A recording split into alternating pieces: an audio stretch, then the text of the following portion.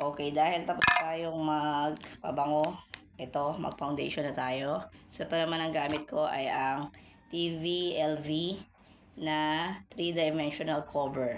So, tingnan niyo itsura ko kapag wala pang foundation. So, ganyan lang siya ipahid. Konti lang.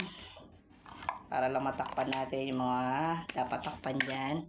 Tapos kakasgasin lang yan. Ito, may kasama siyang brush.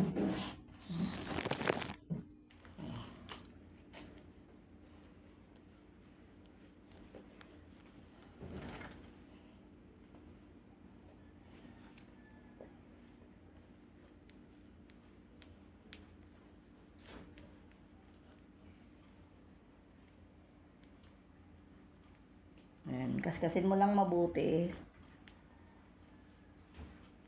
Para naman kumalat yung foundation sa buong mukha mo.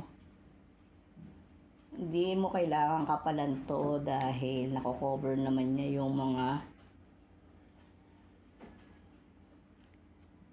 dapat i-cover kahit konti lang ang ilagay mo.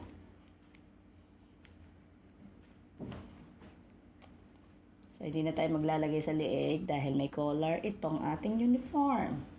At baka ito ay makita mo na nakadikit lahat sa collar.